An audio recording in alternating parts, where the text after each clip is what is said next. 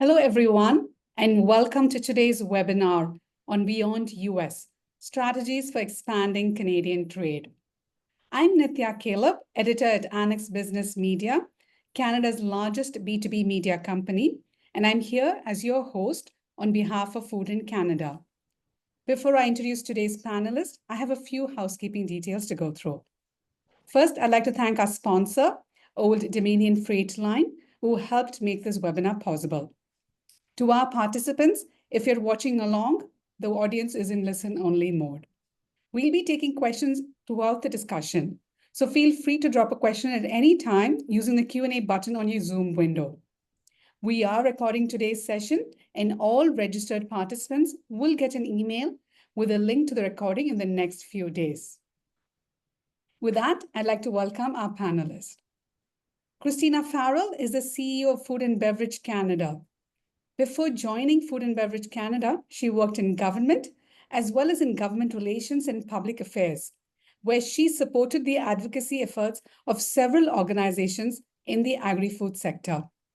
Christina was included in the Hill Times Top 100 Lobbyists list for 2023, 2024, and 2025.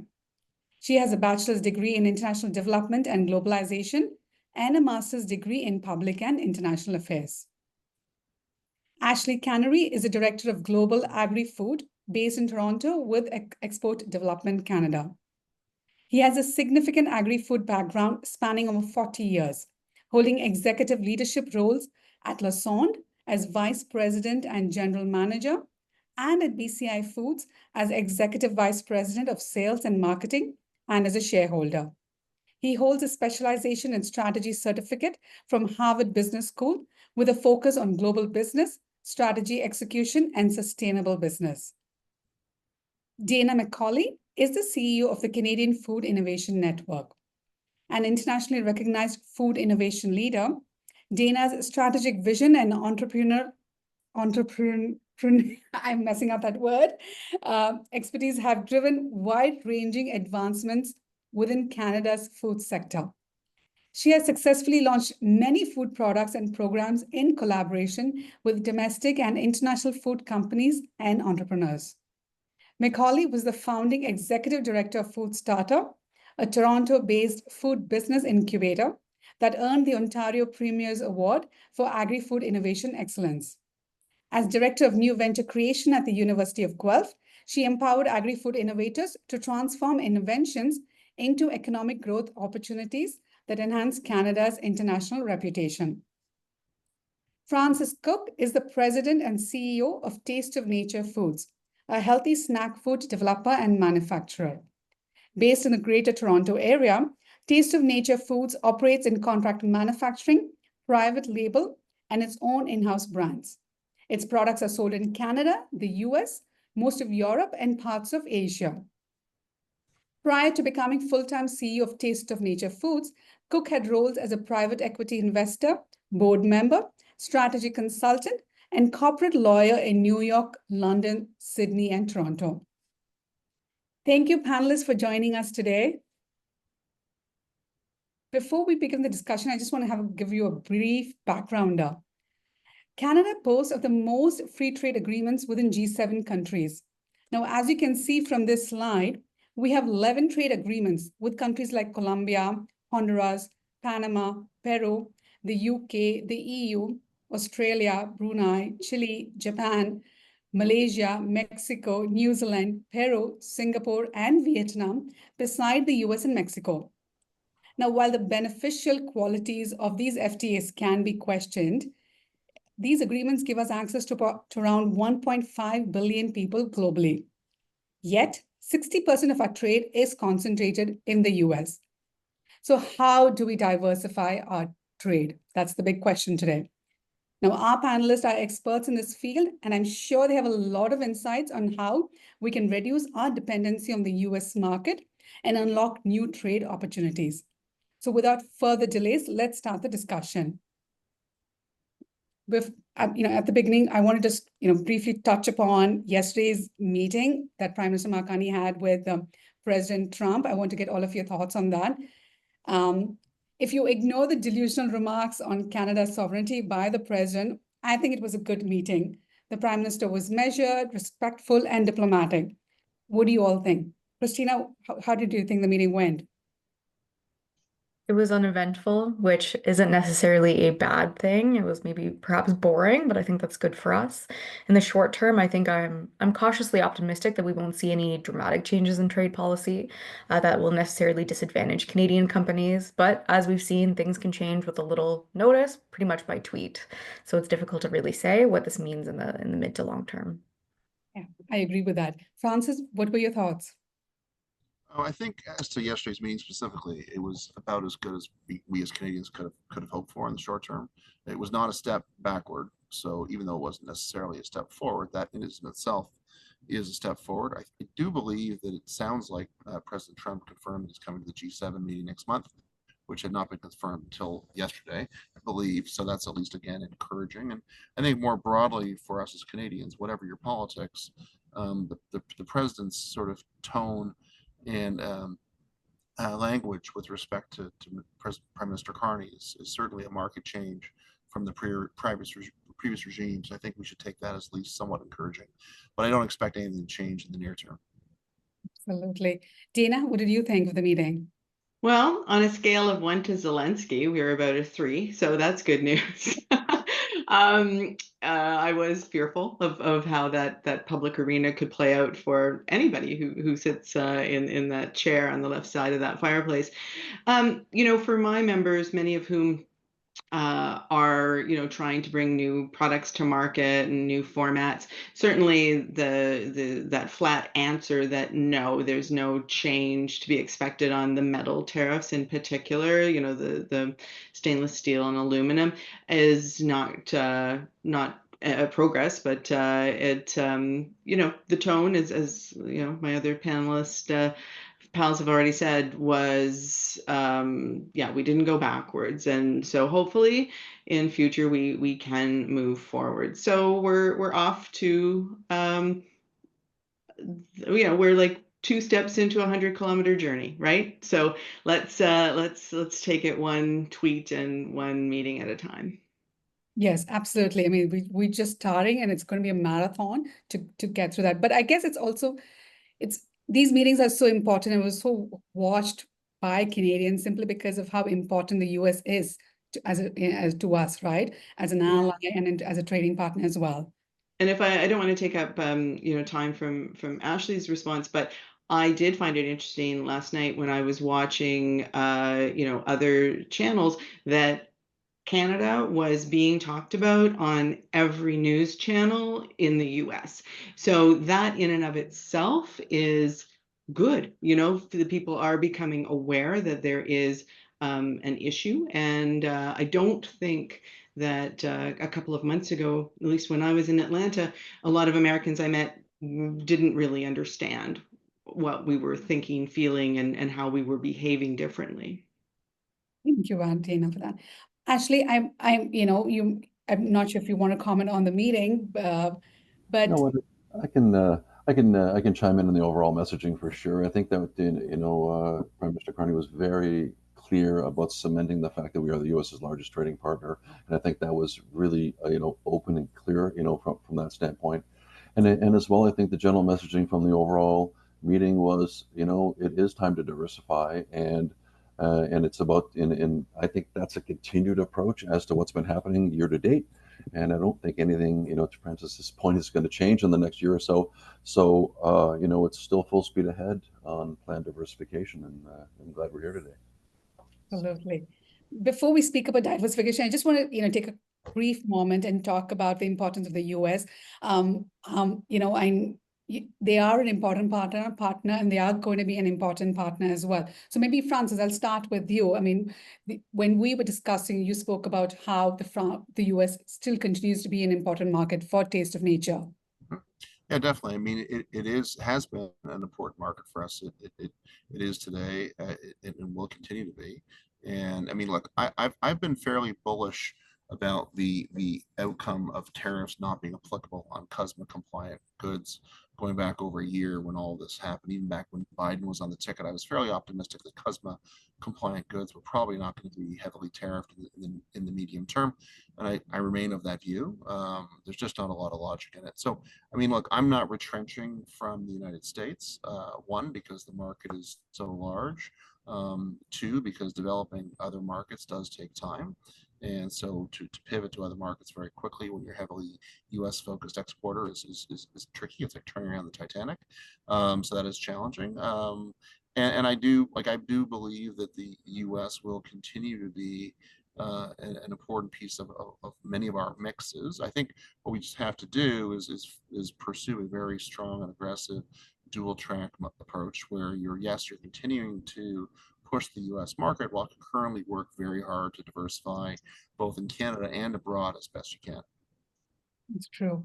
Christina, from an agri-food perspective, and from an advocacy, I mean, you've traveled the length and breadth of Canada, and you've spoken to a lot of people. US still remains an important market, right?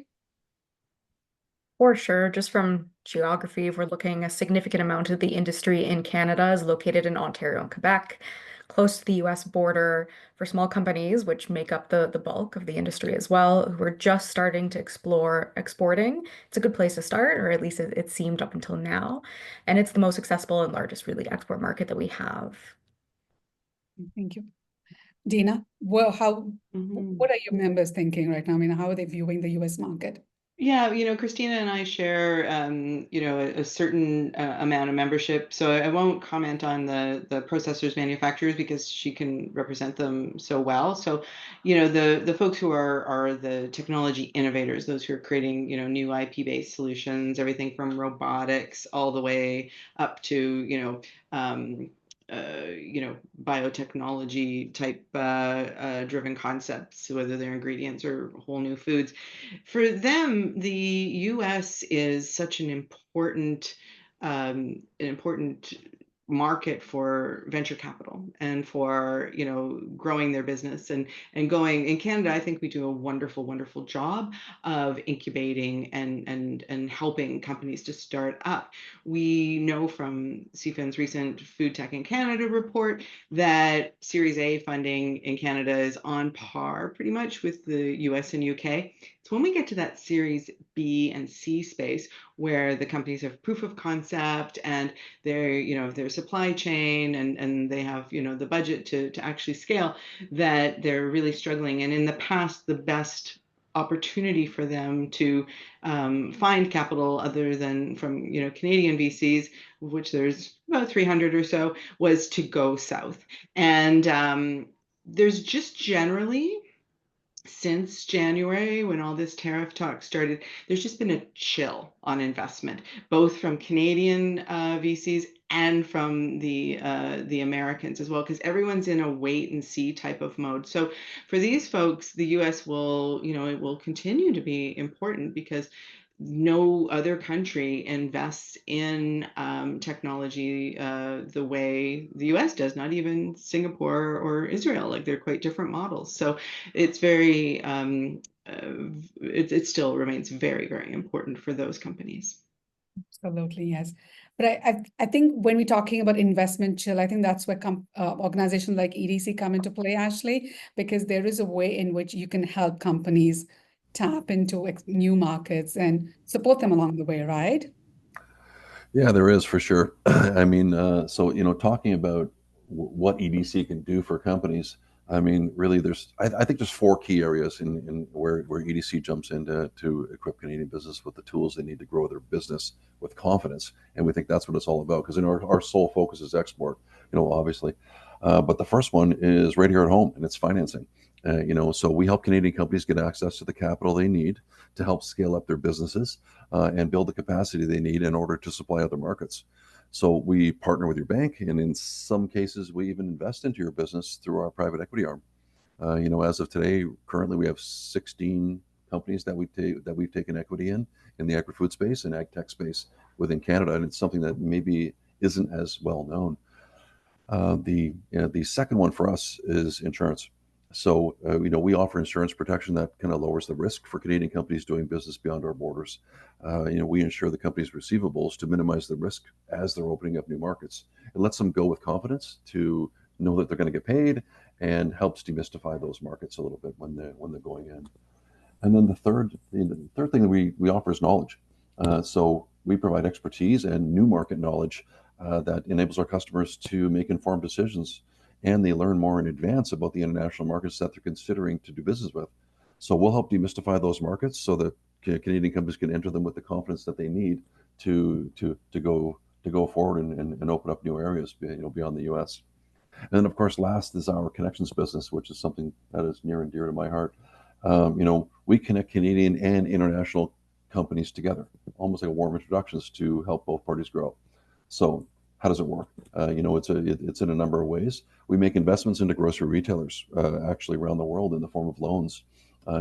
We do that so that we can gain access at the most senior levels to the procurement departments in order to facilitate warm introductions. And it's a great service. And what that does is it helps Canadian companies accelerate their access to the banners that they're interested in around the world. We also work closely with partners around the world, such as our Trade Commissioner Service or your provincial associations and other government agencies across Canada. In the last 3 years, we've done over 700 introductions of Canadian companies to retailers all over the world. And those are warm introductions where people are asking us for information. The number one thing that people say to us is, where do I go and who do I talk to? And we help provide answers to that. So That's great. Nathan, perhaps I could chime in a little bit because Taste of Nature Foods, we've worked incredibly closely with EC for the past several years, really through my entire tenure there. They've been an extraordinarily strong and supportive partner of ours throughout our journey, and have been a really huge part of our international growth. As you mentioned, we currently sell in the U.S. We've grown dramatically into the U.S. EDC has been a big part of that. We sell around into Europe and most of Europe and parts of Asia. Again, EDC has been a huge part of that, and we actually have actually worked with EDC across all four of the different things that Ashley referred to. So EDC is a direct financial partner of Taste of Nature. EDC, we have AR insurance with EDC for our overseas receivables. EDC has provided invaluable market knowledge to us around the world. And the Connections program, EDC has brokered countless direct high-level meetings for us with numerous parties in the U.S. and around the world over the past 4 years. So one of the strongest things I always tell people when they're asking me about how to expand internationally is leverage the network that we have, leverage EDC in particular because they're such an extraordinarily helpful, broad-ranging, valuable partner. And then also leverage the ecosystem, that the rest of the ecosystem, the Trade Commissioner Service is also incredibly valuable. EDC and TCS work incredibly well together. I was on a trade mission that the Canadian government hosted in Australia a few months ago. It was put on by the federal government, but it had massive TCS and EDC representation. They work so well together. And so again, the single biggest piece of advice I always give people is leverage the support that is out there. Great. And the support, Francis, the support that you're talking about with Ashley, it's from EDC, one organization, and then the Trade Commissioner. But there are several other associations and supports, right? Christina, maybe you can speak to that. Of course, the Trade Commissioner Services for sure.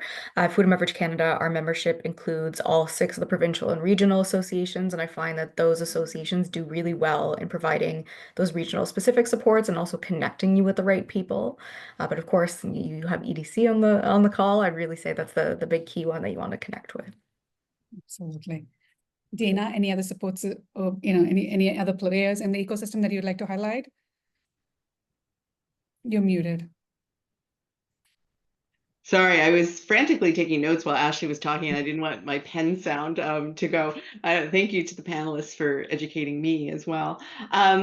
Yeah, I think that as I mentioned, there's this scale up problem, and as good as the trade commissioners are, I've been learning that they don't necessarily understand the emerging subsectors in the food sector as well as they could, and fair enough, they have a lot to do. So it's interesting. I have been making an effort to get to know international accelerators. I spoke to the Agra Food Futures Group out of Singapore, and to Techstars, their food tech program, last week. So this is something that I think CFIN can be more helpful with in the future. We're also launching a comm series very soon that will be all about, research we did with a partner out of Spain called Naked Innovations, where, we're going to explore where the most receptive markets are for certain kinds of technologies, certain types of new foods and emerging ingredients, that kind of thing. So there's always something new to add, and but certainly the partners that have been discussed so far are ones that we find really valuable, and we're hoping to just maybe become their product knowledge experts. In fact, I spoke to one of Ashley's colleagues out of British Columbia earlier this week, and we talked about how we might be able to help them to assess innovation levels among people who apply to be EDC clients. So I think the takeaway for me is that we've got lots of good stuff. Everybody's always learning and changing, and yeah, we're kind of hoping to come in and help with keeping everyone on the bleeding edge of technology if we can, and if they're receptive. And so far, they're all very receptive. That's wonderful to hear that. Dana, you raised an important point. It's about figuring out what market works for you, right? And Francis, maybe based on your experience with Taste of Nature Foods, your product, you export it to certain countries because there is a certain fit, right? Maybe you can expand a little bit on that, what companies need to be aware of when they are trying to expand or diversify Well, new markets. yeah, sure. I mean, look, it is a version of the classic sort of market fit question that you look at domestically as well. As an example, our products are shelf stable, of course, so we benefit from being able to not be burdened too much by freight time lost. On the other hand, our products within the healthy snacking space are relatively on the more premium side, and so you have to find, in our case anyways, markets that make sense to those products. So for example, we tend to do better in Western Europe and Japan than we might in certain other parts of the Indo-Pacific region, for example. But I think really it comes down to looking at your product and looking at the demographics and socioeconomics of each of those specific markets and how they go to market in each of those, in terms of figuring out which specific market. And then, of course, once you get there, the next step is figuring out the best way to get from your building to a shelf or to whatever your end customers in those markets, which, we use different models in different countries depending on what we're trying to achieve in those markets and the dynamics of those markets. Makes sense. Ashley, what advice would you give companies who want to diversify and are looking at new markets? Well, I mean, outside of the obvious one, which is give me a call, I think that when we look at this, it's look inwards, and see where the majority of your business lies today. And if I look at agri-food business overall, 85% of the clients that we interact with today, up until this year, only wanted to go to the U.S. I mean, it had geographical perfection, and for all the reasons discussed already. But now, I think with the current market uncertainties, the time to protect your businesses now, and to look at that diversification model. But the best advice I can give people is don't do the shotgun approach. To actually go to every country in the world is really not realistic. So when we looked at the top opportunities as we see them, we believe they lie in 3 areas of the world. Okay, so the top ones for us is Mexico, because they're suffering the same problem we are. And Mexico is extremely open at the moment to Canadian supply because they're also trying to de-risk their American supply. Right now, Mexico gets the majority of their product from the United States, but their prime minister, who's done a wonderful job as well, is in the same boat we are. And if we take that into consideration, you'll see clients that have a huge openness, to Canadian goods all of a sudden. even more than they originally did. The second one for us is Europe. Now, beyond the fact that there is significant, concentration of business, amazing retailers, and interesting Canadian goods, they also are in a tariff hold situation. Yes, they're on a 90-day pause, but it has put them back on their heels and opened up just north of the border.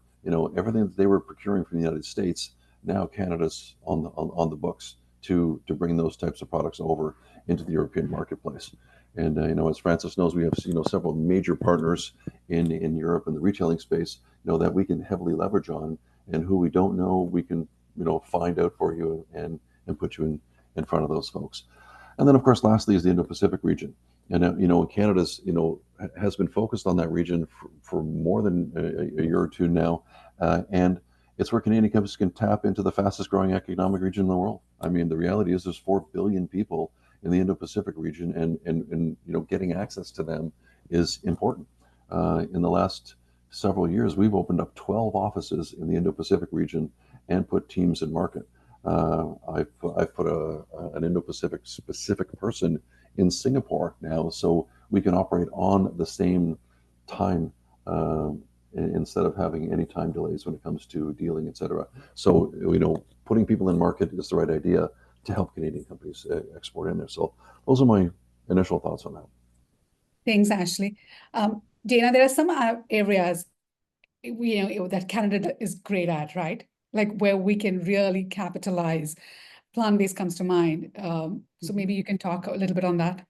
I would love to. So I mentioned earlier that CFIN published a report in February called the Food Tech in Canada report, and it doesn't just talk about what's happening here in Canada. It talks about how that's contextualized globally.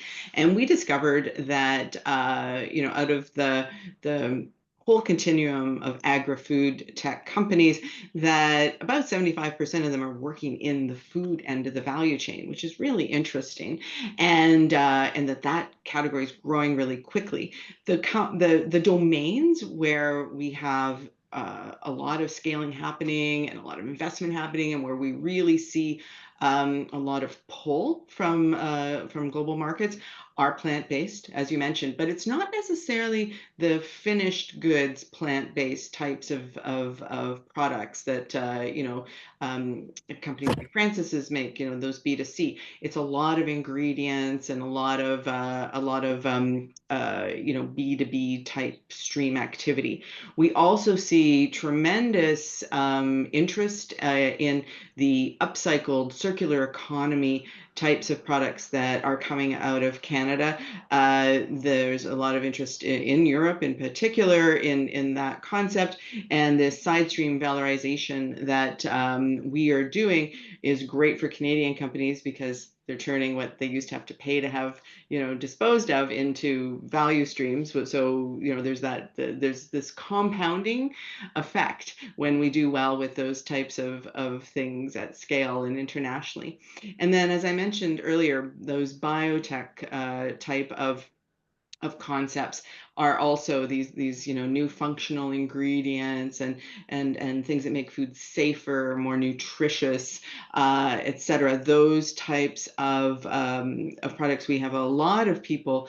Canada's this amazing university and college system, right? And so we have these amazing graduates who are just applying their knowledge and their know-how in that space and finding it very satisfying because although they're also well suited to be in biomedical and in pharma, people love being in the food business, right? You're so close to purpose when you're working in those spaces, and so we see just amazingly good quality things that are not, they're globally competitive. They aren't going in as Me Too products, and that's getting a lot of traction internationally. Great, thanks, Dana.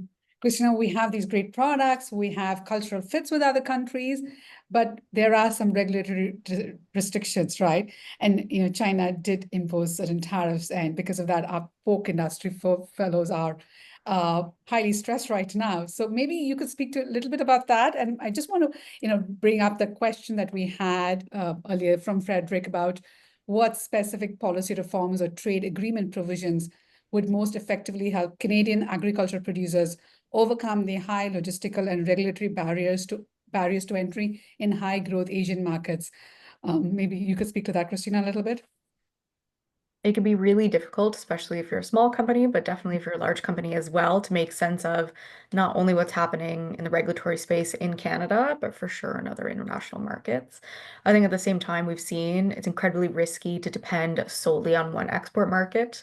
A lot of companies are struggling right now because of what's happening with China, particularly on the pork side, but on other sides as well. So we've seen that when it comes to the US, we do have a bit of breathing room in that if your product is CUSMA compliant, you're at least exempted in the meantime. But that's just one example of how some of these trade relationships can become very volatile based on what's happening geopolitically, what's happening between governments, changes in governments as well.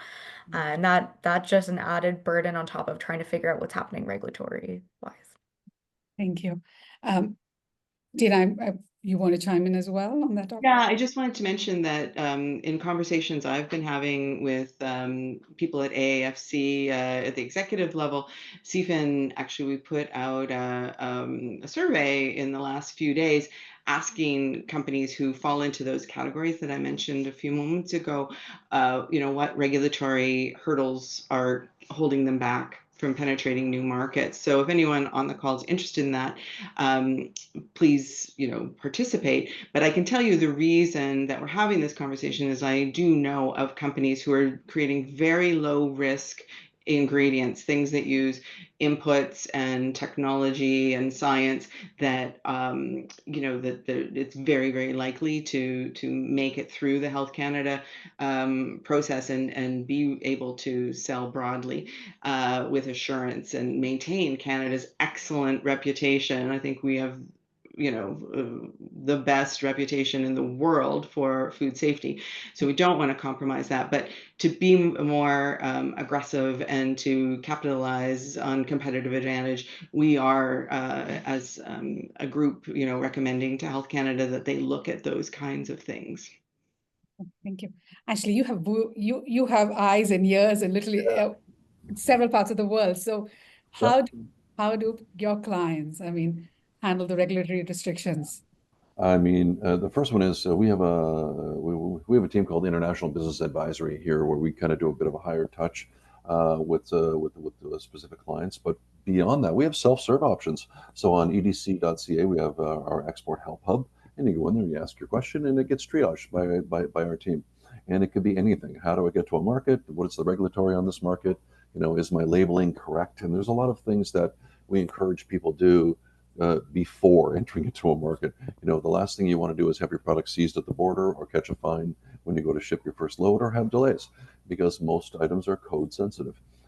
So at the end of this month, we're going to be launching a new thing called Export Diversification Hub on edc.ca. To understand, we've been getting a barrage of questions from Canadian exporters who are looking to diversify and go into new markets beyond the U.S. So that has, put us in a position where we said we should do a specific, export help hub. So a diversification specific hub. So stay tuned. That'll be launching later this month. Thank you. Francis, I'm not sure if you've had any issues with regulatory, because your product seems is healthy and clean enough to pass most countries' regulations, right? Actually, to the contrary. Okay.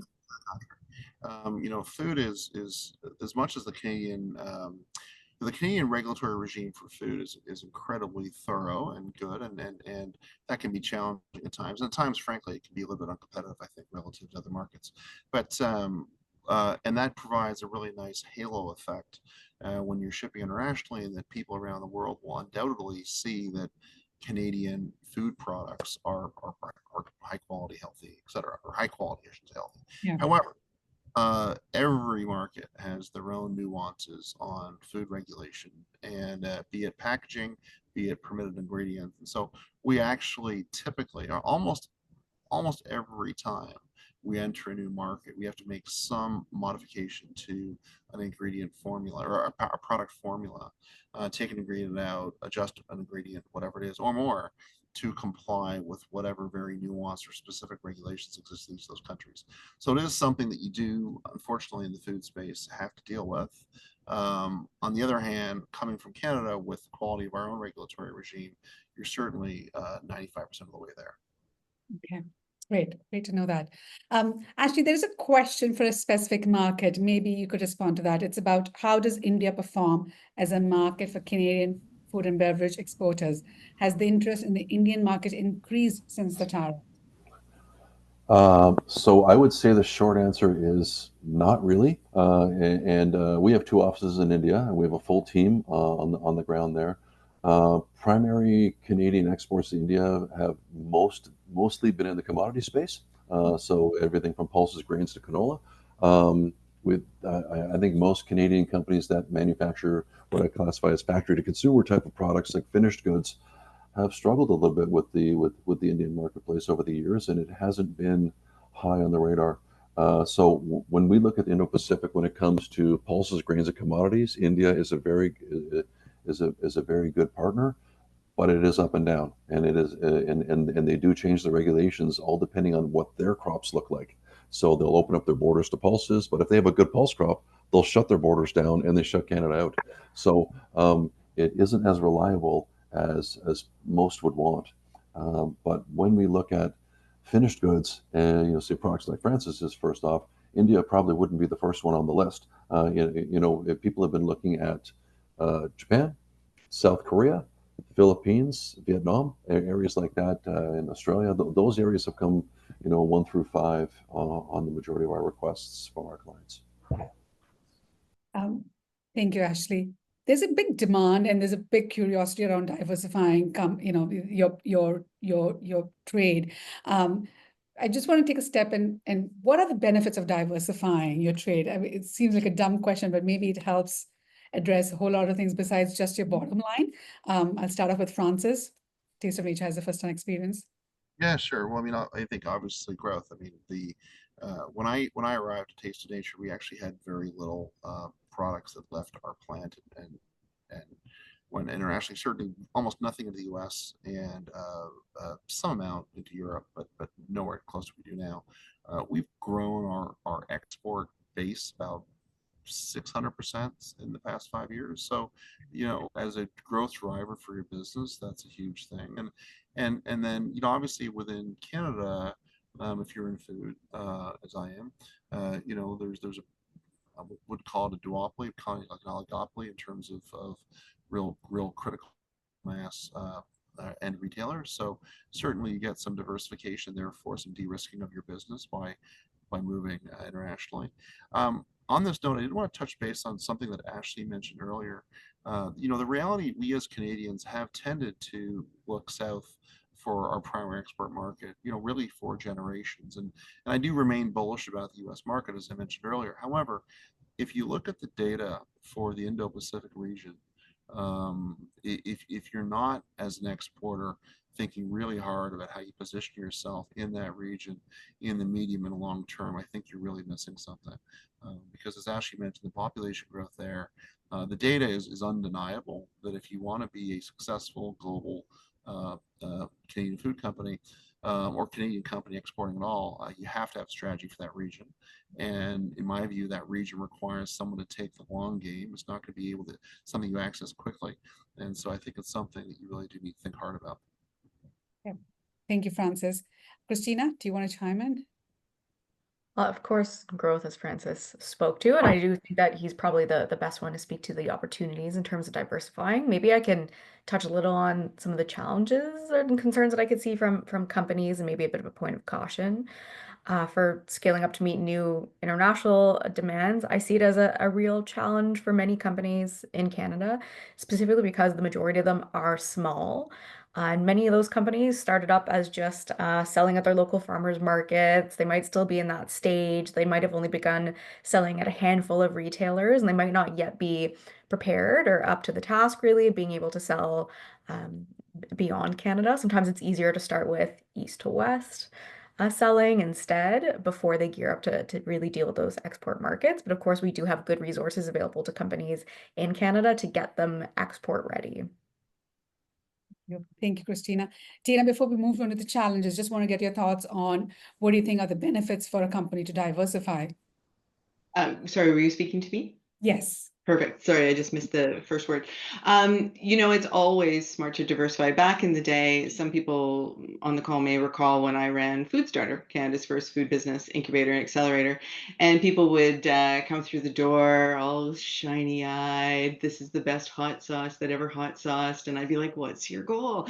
And they would say, "I want to be on the shelves of every Loblaws in Canada," and that's success for me. And I would always say, "Well, that's awesome. But to Christina's point, you should, be a hometown hero first and diversify your client base, because having just one customer, and Canada has learned this lesson recently, putting all your eggs in one basket makes you very vulnerable. So I think if you are, going out to market, I would say don't just focus on having a strategy for Mexico, Europe, or Indo-Pacific. Those three that Ashley mentioned are the ones that they've validated as good places to take B2C food products. Maybe work on a couple of those regions at once, very strategically, laser focused, because regimes come and go, presidents and prime ministers come and go, natural disasters happen. So, try to have coverage so that you always have a nice warm market, so that even if you take a big blow, you will have something to keep your company rolling, keep your staff working, and to give you some time to game plan should the very worst happen. Thanks, Dana. Ashley, what do you think besides the bottom line? What else does how else does it help to diversify your trade and look at, go into new markets? I think the first thing for me is know when to start it, because I get a lot of calls from Canadian companies that would like to go all over the world, and they haven't even expanded in Canada yet. And sometimes my advice is no advice, to actually say to them, you know what, I really think that you should phone Sobeys, as opposed to or Loblaw or somebody in Canada. If you don't have coast to coast distribution here, and in our research right now, with the Elbows Up program, has showed us that the sales growth from Canadian CPG companies has been between 5 and 20%, all depending on the company, organically, without doing a thing, just by having the Made in Canada product on there. That itself shows an unbelievable opportunity. A major retailer contacted me a couple of weeks ago and said, I wish I had more Canadian suppliers. And I was absolutely shocked at that. I said, boy, all you have to do is look, because they're all screaming with their hands up, ready to do business with you. And so I think that's the first step. The second one is fish where the fish are. I think the greatest export success stories come from companies that have done their homework, and they understand in advance. Do your homework and find out where the markets are for your specific product.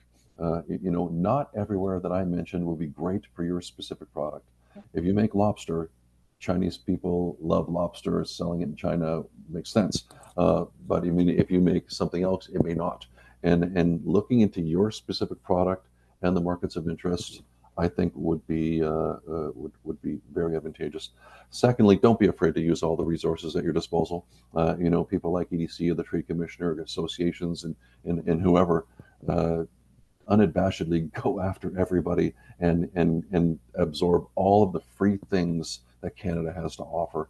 And I think that will arm you with the information you need to make the right decision. And at Dana's point, don't go everywhere at once. I mentioned 3 core areas of the world, and within those areas, there are a lot of other areas.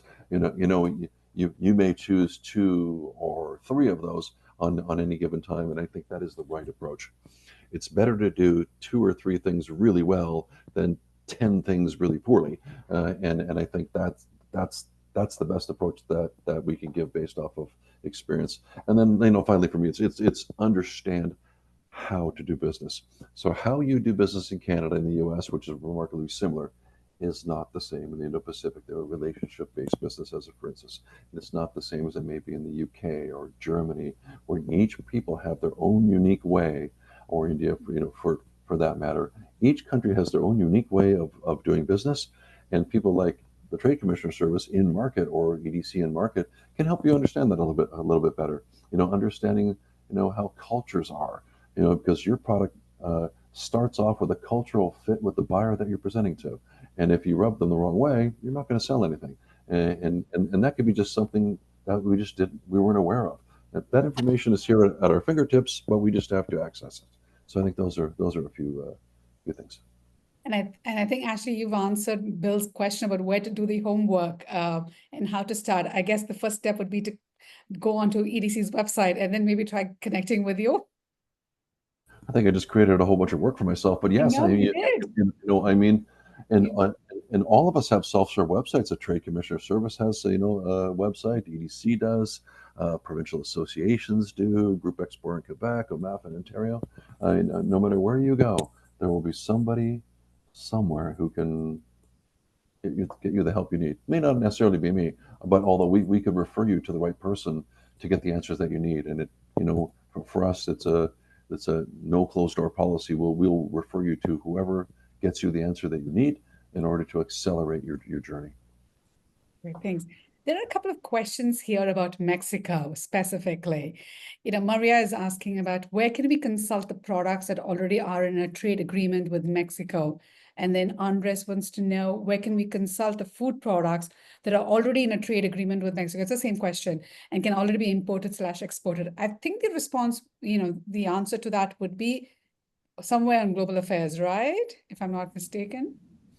I would think so, yes. And in looking at the CUSMA, agreement, they're online. You can just refer through that and find out what's there. I think the Trade Commissioner Service has a couple of offices in the embassies in Mexico, starting off with the TCS or EDC, and then we can help find out if your product is suitable for that marketplace, and if it sells really well.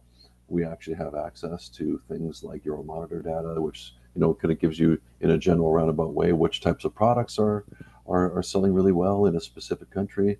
If someone says to Mexicans buy bottled water, we can find out for you, or if they buy cookies or peanut butter or things like that. So there is information like that at the fingertips of not only your provincial association here in Canada, but in the Trade Commissioner offices in each of the regions. And there is a beautiful service online called Find a Trade Commissioner. And if you go onto that, it goes on there, you just type in the country you want, and it's the person's name and email address pops right up, and you can send them an email right from the website. So it's very easy to navigate. And I can tell you that using that service, they get back to you really fast. They're wonderfully responsive. Absolutely. Great, thank you. Christina, you spoke about some of the challenges, right? Like scaling up is a challenge. Now, I'm sure most of you on this call are aware about a report that MNP and Dalhousie University's Global Agri-Food Most Influential Nations ranking came out. It came out recently, and Canada was placed 13th overall, mostly due to challenges in innovation, policy coordination, and value-added processing. Now, it also, to improve our ranking, the report recommended that we support small businesses by simplifying regulations, ensuring fair market practices, developing a unified national food strategy, and increase funding for R&D to foster innovation and sustainability in agri-tech. Do those recommendations resonate with all of you? Do you want to talk about that? Because I think one of the reasons why we've stuck to the US is also because of this, right? It's been an easy market close to us, in some ways challenging, in some ways not. Dina, I'd like to start off with you on that question. Yeah, I had a great conversation with the authors of the report, Matt McDonald and Sylvain Charlebois, in a CFIN webinar not long ago. And I did, mostly align with their recommendations. I think that, the comments about policy and activating these these smaller businesses were really interesting. And CFIN, we have some recommendations that we'll be including in our communications that we'll be making that are aligned with our hopefully next funding envelope. And we really think that the opportunity to help those existing food companies, the larger ones who are, active on Christina's board and are members of the associations that she's the umbrella for, as well as for the even smaller companies. If we can have a shift in culture in Canada so that the first path that people consider, the people running those businesses, is to how can I find more margin, how can I be more competitive by adopting technology versus throwing more hands, like more manual labor at problems.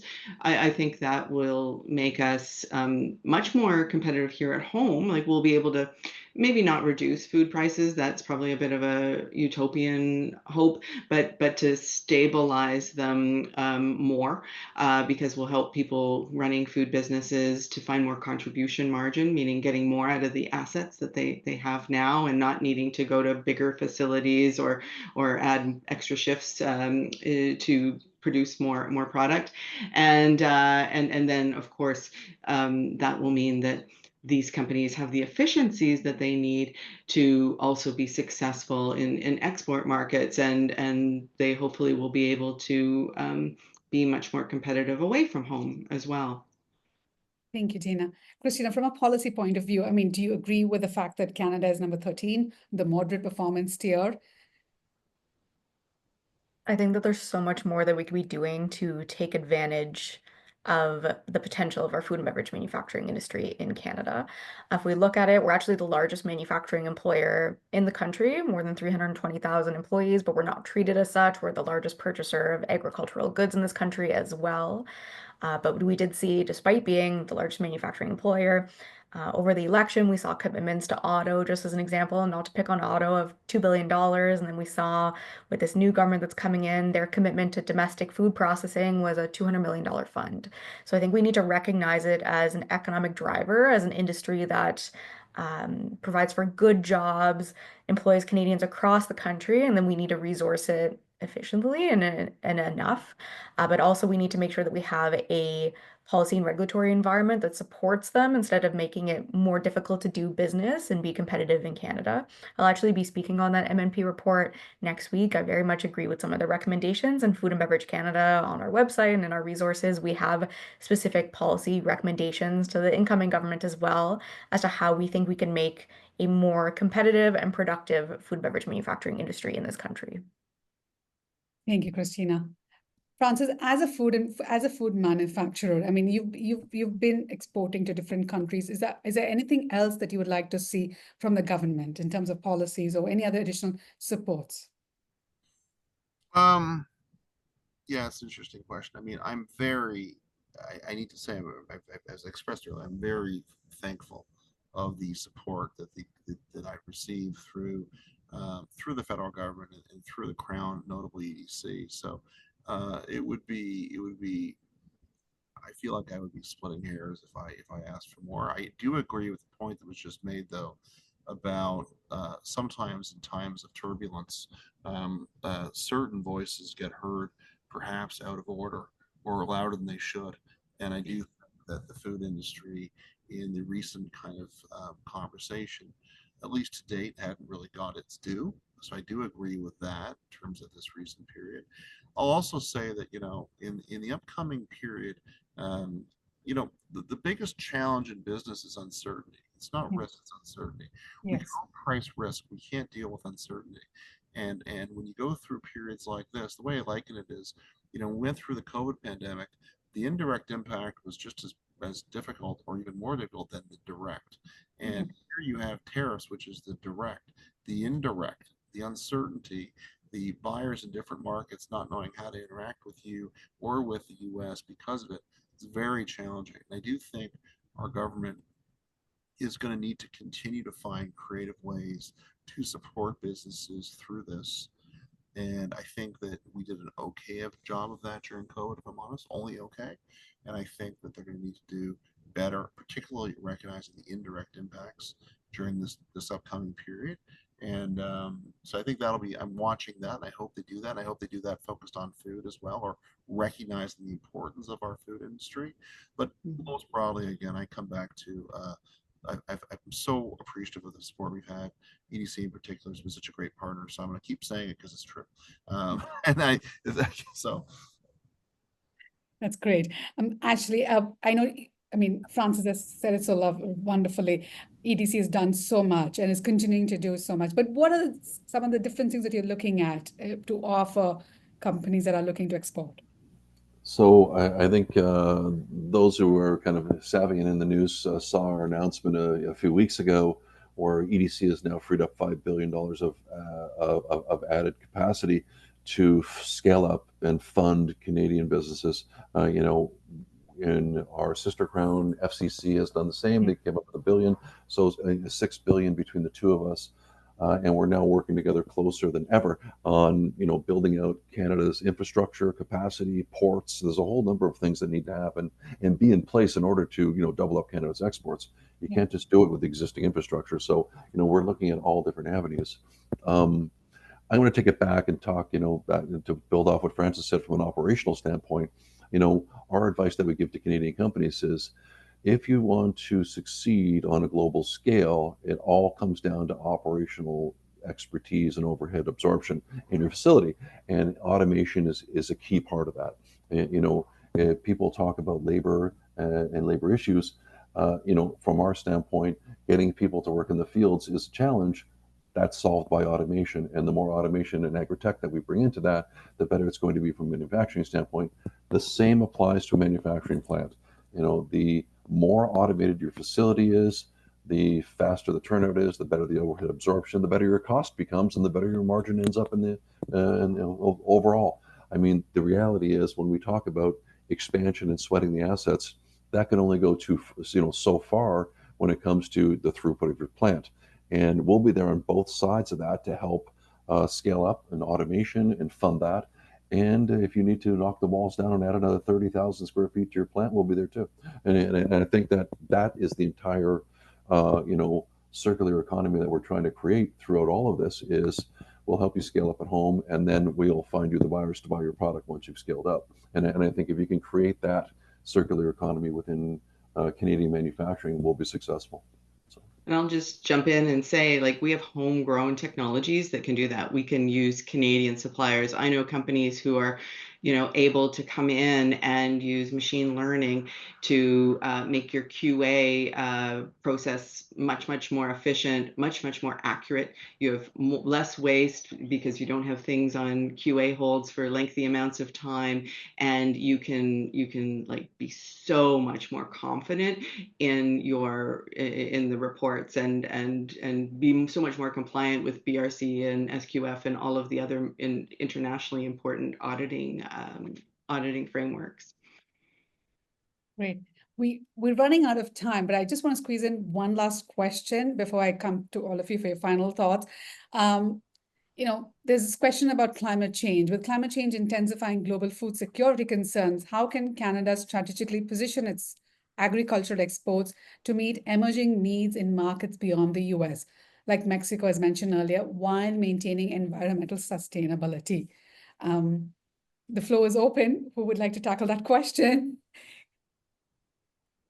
I'm happy to jump in.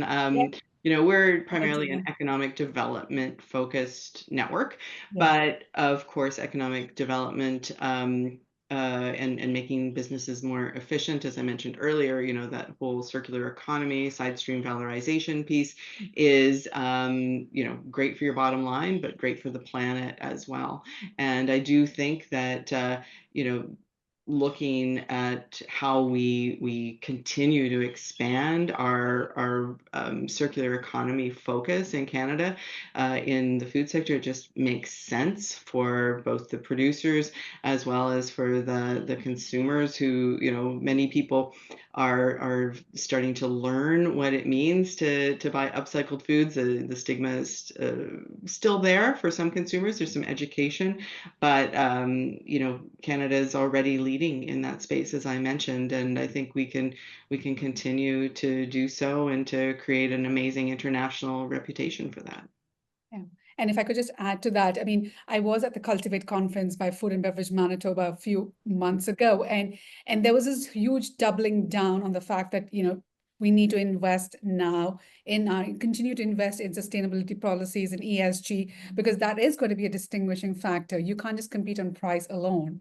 So I think I believe there is a market for that outside of Canada for our products when we invest heavily in our own in our own country and in sustainability as well. Yeah. And I'd imagine Ashley's research on Europe would corroborate that. Yeah.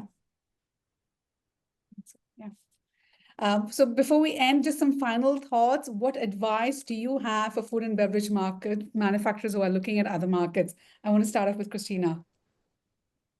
Use the resources available to you, many of those on this call, instead of really needing to recreate the wheel. And again, I think look internally, look in Canada and what other opportunities are available to you, especially when it comes to East-West, especially with the current focus on removing interprovincial trade barriers. I think there will be opportunities.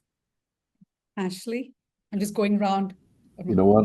I'll keep this simple because I know we're basically out of time, but the three words are you're not alone. And I think that, going out and asking and finding out, where you are, it's as simple as Google, and we're there for you. So. Thank you, Ashley. Dana? Yeah, I would say think long term. What's going on right now is an acute problem. I think that we keep having stalls in the start of at least the torrential deluge of tariffs. So don't panic. Don't throw your good ideas out right now. Stick to the plan, and it'll that'll serve you well. Thank you, Dana. Francis, as someone who's done that, what advice do you have for food and beverage manufacturers? I want to just take my 30 seconds to answer two questions on the Q&A that have not been answered yet. The first one was about how to get in touch with key retailers, distributors in a certain market. We touched on that. I would go straight to the trade commissioners in those markets or EDC, and I've done this before, they can connect you with a target list of potential retailers and or distributors. You can do virtual calls with them, or you can go over there and visit. They can help. And similarly, the Canadian government puts on trade missions, which you can participate in. I did one in Australia recently, so you can keep an eye on those. And then you asked, the next question was about financial support to increase automation in outdated food manufacturing plants. There are a couple things there. One of them is the Ontario government through OMAFA and the CAP program has an ongoing series of rolling programs for funding. You have to have, it's a merit-based approach, so you do need to prove out that it makes sense from an investment standpoint, but OMAFA through CAP. And there's another program out now called the Ontario Together Trade Fund, which is another program out there that's available for different types of financial support. But I think, at least in Ontario, the Ontario government frequently has programs available to help with those sorts of investments. Thank you, Francis. Thank you all for joining me today and for giving your insights into this complex world of exports and trade. Many thanks to our sponsor, Old Dominion Freight Line, for their support in putting together today's webinar.